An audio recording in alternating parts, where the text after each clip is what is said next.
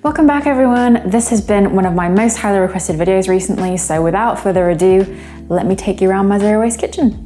So I really want to be very real with you guys in this video because not everything in my lifestyle is completely zero waste, so you might see a little bit of plastic here and there in this kitchen, and I could, if I wanted to, edit this out and just lie to you and make it seem like everything in my kitchen is perfect, but I'm not going to do that because I think it's really important to encourage you and see that I'm still working on my journey. So let's go over to this drawer, which is mainly spices. So a lot of this stuff I buy in bulk now, and I just reuse the pots. I've got like my chili flakes in there. I've got my bulk turmeric in there. What is that? Coriander? That is not coriander, is it? This is cumin. Salt and pepper, cayenne pepper, paprika, yeast. And then I've got different oils and bits and pieces down there, and I can buy a lot of those in bulk now, which is great. This is one of my favorite zero waste pieces in the kitchen. My electric kettle died about 1.5 years ago, and it literally just stopped working, and it was one of those things where I'd had it quite a long time and it wasn't going to come back to life. So I thought I didn't want to buy something wasteful, I wanted to buy something that would pretty much last forever. So I looked into a stove top one, and I found this really beautiful stainless steel one, and we also use this when we go camping, so it is proper multifunctional. Aside from being very aesthetically pleasing, it works great, and it has that old time whistle to it when the water boils, so I love this. Next up, let's go down to the zero waste drawer, which is basically all the jars of bulk stuff that I get. So here is whole wheat pasta, bulk dried chickpeas, red lentils, sunflower seeds, shredded coconut, cranberries, ground flaxseed, couscous, I think this is bulgur wheat, pearl barley, spirulina, brown sugar, muesli, brown macaroni, oats, cacao nibs, and as I said, most of this stuff we can get in bulk now. And before that, I was just buying really big bags online and then refilling from like one really big bag that my mum and I would share. And then it was less plastic overall than buying lots and lots of little bags. So if you don't have a place to get zero waste near you, don't worry, because I know other people who do that, and it's a better way. It's a more sustainable, less wasteful way of buying things in bulk if you have massive amounts, but only if you have the space to store it, of course. So over here, we've got our reusable kitchen roll.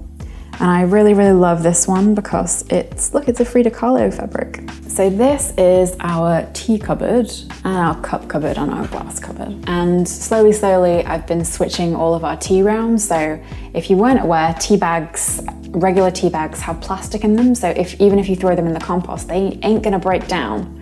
So now I mostly use loose tea, but then I also have some tea pigs, which I don't use all the time because they're pretty expensive, but that is a tea bag that does biodegrade completely, so you can throw those into the compost, no problem. And then we also have a little bit of loose coffee left over here. So we buy the beans in bulk and then we just grind them in our spice grinder, and then we just have our coffee in our pretty stainless steel cafetiere up there. And we also have a bigger one of these for our loose tea in the morning. So I was gonna show you guys over there this bag, which is our homemade bread. And I keep it wrapped in a tea towel so it stays fresh.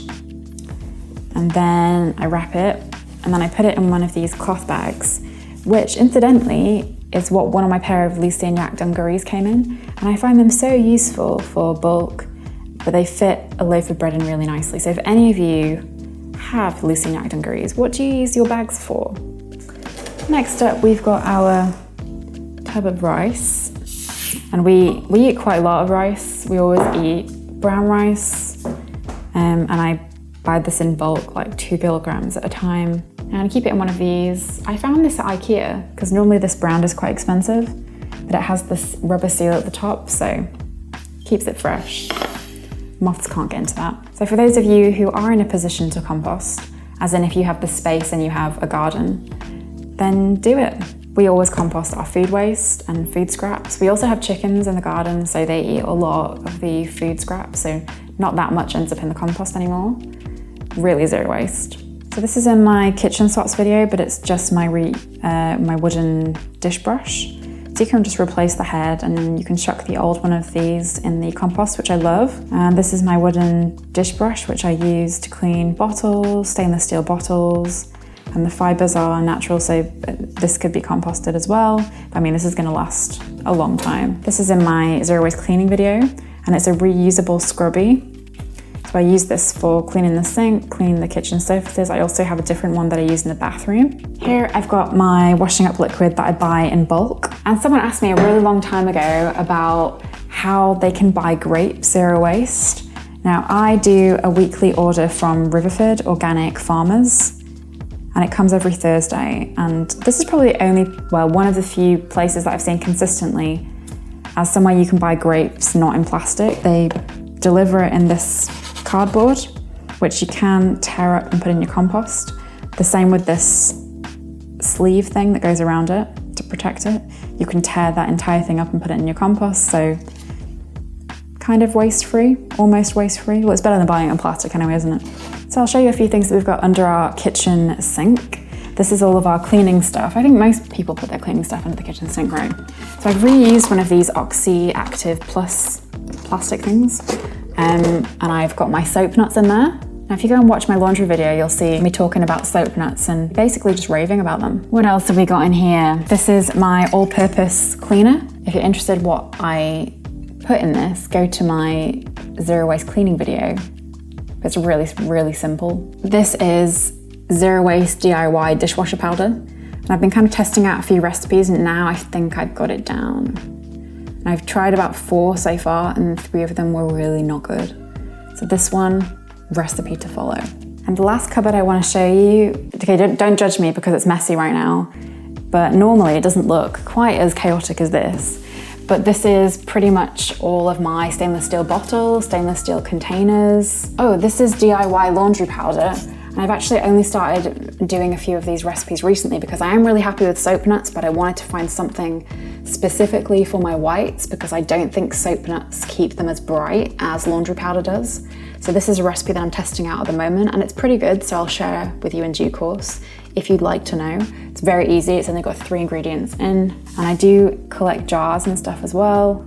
You'll notice there are some like paper container packages. And yeah, this is one of my favorite cupboards. I actually really enjoy sorting this cupboard out. But because we're moving quite soon, I've lost the enthusiasm to do it because I know that I'm gonna have to empty it really soon. So yeah, sneak peek into my life. And that's it, that's a quick zip around my kitchen. I haven't taken you into every single cupboard because it would take so long. If you would like to see more bits in my kitchen, not this kitchen because I'm gonna be moving, but my next kitchen, like in the fridge and that kind of stuff, then write in the comments specific videos you'd like me to do because, as I said, I didn't want to make this too long. So I hope you enjoyed it. Let me know what you think and I'll see you in the next one. Bye.